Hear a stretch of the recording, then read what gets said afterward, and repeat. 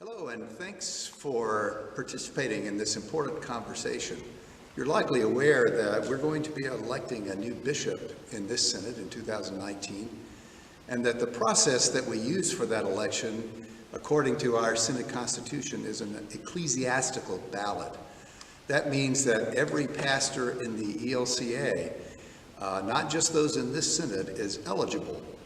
And when our synod meets in assembly, May the 30th through June the 1st of this coming year, every voting member of that assembly will be able to nominate one of those pastors to serve as the synod's next bishop. After that first ballot, the nominating ballot, those people who were nominated but don't want to serve have a chance to take their names off the ballot, and then the assembly will vote again from among the names that are left.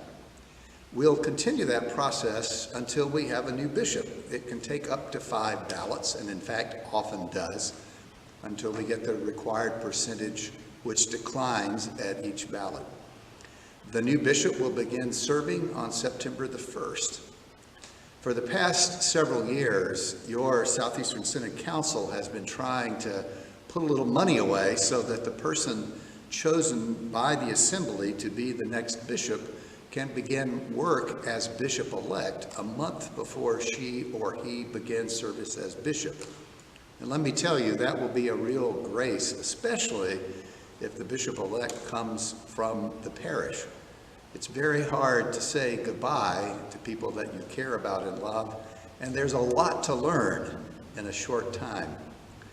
Your Synod Council also thought that while we can't, without amending the Constitution, and I think probably shouldn't change the way we elect the bishop, we could still make the election a more open and thoughtful process than it might have been sometimes in the past. And we could do that by spending this time together in the months between now and May the 30th, talking openly as a synod about who we are and what we think we're called to do in these days and in the future, and then who might be able to lead us in this important work. To that end, at the past Synod Assembly, we had 2 sessions of table conversations around this synod's context and its future. And we've asked our deans to invite those people in their deaneries or conferences to have those same conversations. And those conversations will be done today as they were then in 2 parts, although we'll have a bit longer to have those conversations than we did at the assembly. In the first part, we'll try to get some of the demographic material, the kind that a congregation uncovers when it completes a ministry site profile during the process of calling a new pastor. Questions like who lives in the neighborhood, who participates in the life of the congregation, and does the congregation look like the neighborhood? And if it doesn't, why doesn't it?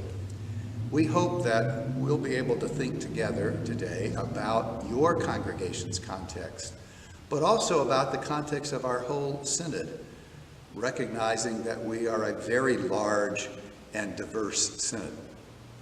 And then in the second session, we'll deal more directly with questions that surround next year's bishop's election.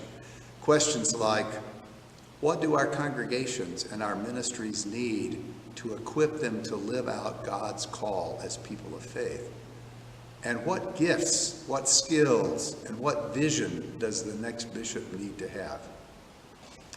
Then we hope you will spend the time between the end of today's meeting and the end of May talking with other people in the synod and in your congregation about the election that's coming up, discerning together where God might be calling us and who might lead this synod into the future. We also hope you'll take this time to be in prayer, asking God to guide our work together as we discern God's will for the future of this synod. When you're ready, we'll begin with part 1 of today's conversation. To begin, let's look at the demographics of our synod and the territory that we are on. Some of us are old enough to know from experience that parts of this synod have grown rapidly in the past 40 years. In the year I was born, the population of what is now called metropolitan Atlanta was just a bit under 1 million people. Soon, possibly by the end of this year, and depending on how you define metropolitan Atlanta, it's on pace to be about 6 million people. In 1950, the population of metropolitan Nashville was just a bit over 300,000, and today it's almost 2 million. The Southeast has been one of the fastest growing regions of the country for decades, and it leads the nation in percentage growth among immigrants as well. There have been enormous cultural changes in our part of the country too. The city of Atlanta was rebuilt on the ruins of a small town destroyed by the fires of General William Tecumseh Sherman's army in 1864. And for decades, while the city grew rapidly, it was a city still in bondage to Jim Crow and to the notion that some of God's beloved children were more beloved and more worthy than others. These days, Atlanta is a thriving, multicultural, vibrant city known to many as Atlanta's Black Mecca and the nation's hip-hop capital on account of the film and music scene and the political and social power of many of Atlanta's African-American citizens. Things have changed, and they're still changing. In the 1950s, the ancestors of almost everyone living on the territory of this synod came either from Africa or the British Isles. Nowadays, there's great ethnic diversity in almost every corner of this synod.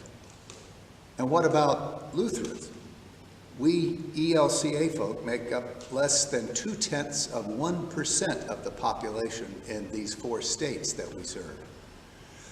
That means that you'd need a crowd of 500 people to reliably find one ELCA Lutheran, unless, of course, it was a hockey game, in which case the percentage goes up considerably. There are 202,484 square miles in the territory of the Southeastern Synod. That's 38% larger than the reunited nation of Germany. This enormous territory presents some significant challenges, as you are probably aware. For example, our travel budget is more than 20 times that of the travel budgets of some synods in the ELCA. And to give you some idea of the ground that's covered by this synod, this past summer I was invited to speak to the Southeastern Iowa Synod Assembly way up in Iowa City, Iowa. And to give you an idea of how big our synod territory is, I found out that if I left Peace Lutheran Church in downtown Memphis, Tennessee, and I drove to Lord of Life Lutheran Church on beautiful St. Simon's Island, Georgia, all in the Southeastern Synod, at the same time that someone left Peace in Memphis and drove to the Southeastern Iowa Assembly in Iowa City, the person driving to Iowa would arrive at the hotel about 3 hours before I made it to St. Simon's, according to Google Maps. But of course, Google Maps is probably wrong, because to get from Memphis to St. Simon's Island, I'd have to drive through Atlanta, and that would add at least an hour to the trip. The point, of course, is we have an enormous territory with not that many Lutherans in it. For over 3 decades, the Southeastern Synod, though, has developed more new churches than any other synod in this church. In fact, we wondered at one point if there were people left in the Midwest. About 1/3 of our congregations were developed under the leadership of one mission developer, Pastor Dick Gant. In broad brush numbers, about 1/3 of our synod's members grew up as Lutherans in the Midwest or on the East Coast, or increasingly these days in Africa. And these folks are Lutherans, but they're not Southerners by birth. And another 1/3 of our folks are Southern Lutherans, folks who've been both Southerners and Lutherans all their lives, and sometimes for generations. The Salzburgers of coastal Georgia, for instance, can trace their Lutheran heritage back nearly 300 years from the very beginning of the Georgia colony. And there have been Lutherans and Lutheran congregations in Upper East Tennessee since the time George Washington was president. And then the other third of our Synods members are people who are from the Southeast, but who were not born Lutherans. These folks have become, in many cases, theologically or ethically convinced Lutherans. That is, they've heard the gospel, maybe for the first time, in its power from our Lutheran pastors and lay people.